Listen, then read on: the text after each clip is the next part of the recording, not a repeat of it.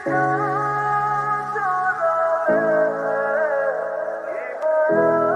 পর থেকে আমাকে টেক্সট ফোন কল কিচ্ছু করবা না, আর দেখা করার তো প্রশ্নই ওঠে না। মনে থাকবে? মনে থাকবে না রিয়া, তুমি এমন কথা বলো না।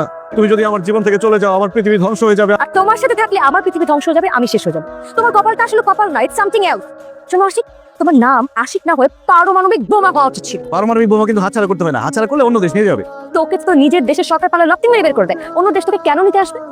দেখো, এত আন্ডার এস্টিমেট করো। ও ভালো কথা, তোমাকে তো সুখবরই দেওয়া হয় নাই। কালকে তো চাকরি ইন্টারভিউ দিছি, ইন্টারভিউ এত ভালো হয়েছে যে আমাকে সাথে সাথে অ্যাপয়েন্টমেন্ট লেটার দিয়ে দিতে চাইছিল, কিন্তু তখন তো দেওয়া যায় না। আজকে দিবে, যে কোনো সময় ফোন মনে চলে আসছে। আশিক চৌধুরী বলতেছেন? হ্যাঁ, কে বলছেন? ভাই আমি হচ্ছে রাতুল, গতকাল ওই যে আপনার সাথে ইন্টারভিউ করেছিলাম। হ্যাঁ ভাইয়া, কি অবস্থা? অ্যাপয়েন্টমেন্ট লেটার দিচ্ছে কাউকে?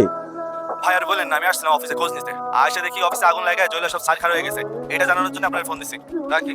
দেখছিস তোর কপাল? তুই একটু আগে বলতেছিলি না যে আমার ইন্টারভিউ খুব ভালো হয়েছে। তোর ইন্টারভিউ ভালো হয়েছে ঠিকই, কিন্তু অফিস জ্বলে পুড়ে একদম ছারখার হয়ে গেছে। তোর সাথে থাকলে না আমার কপাল এরকম জোরে পুরো ছাপ হয়ে গেল। আমি গেলাম। রিয়া রিয়া, আমাকে আরেকটা শুরু হবে।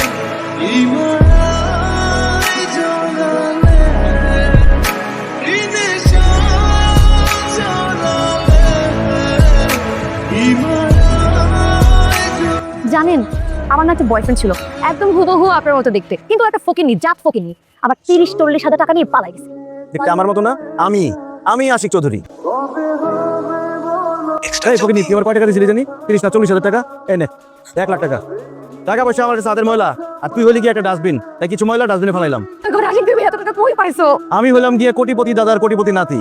টাকা পয়সা আমার কাছে থাকবে নাকি তোর মতো ফকিনের মতো থাকবো? তুই নিজে একটা ফকিনি, তোর দাদা ছিল একটা ফকিনি। তোর দাদা কি তোর নামে কোটি কোটি টাকা উইল করে দিয়ে গেছে? আমার দাদা আমার নামে কোটি কোটি টাকা উইল করে দিয়ে গেছে।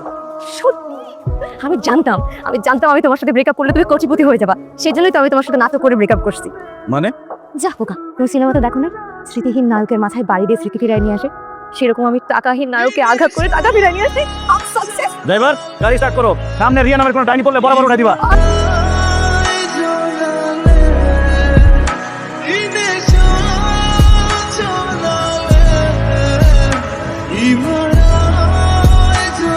এই কে তুমি? আমার নাম শানম, তোমার জন্য ফুল নিয়ে দাঁড়িয়ে আছি। আমার ফুলটা ফোন করে আমাকে ধন্য করো প্লিজ। আমার জন্য ফুল নিয়ে আসছো? কিন্তু আমি তো কোনো ফুল অর্ডার করি নাই। ফুল অর্ডার করছি? No sir. আমি তোমার ফ্যান, আর তোমাকে ভালোবেসে ফুল দিতে এসেছি। এক্সকিউজ মি ম্যাম, সাথে কোনো সেলিব্রিটি না, আপনি ওনার ফ্যান হবেন কিভাবে? কি বলে, আজকাল টাকা থাকলে সেলিব্রিটি হয়, ঠিক আছে? আর যার এত কোটি কোটি টাকা, সে তো সেলিব্রিটিদের বাপ। আর আপনার স্যার যে পরিমাণে হ্যান্ডসাম, মিডিয়ার নামে তো কারো ভাবই থাকবে না। তাই নাকি? আমি যে কোটি টাকার মালিক, এটা কি সবাই জেনে গেছে? হ্যাঁ, সবাই জানে। আর এখন সবাই তোমার সাথে মৌমাছির মতো প্রেম করতে ছুটে আসবে। কি বলো, সবাই জানে? কিন্তু আমি আগে এসেছি, তো আগে যেহেতু এসেছি আগে পাবো। তুমি কিন্তু আমাকে ফিরিয়ে দিতে পারবে না। তুমি শুধু আমাকে একটা দিন সময় দাও, আমি প্রমাণ করে দেবো আমি তোমার জন্য বেস্ট অপশন।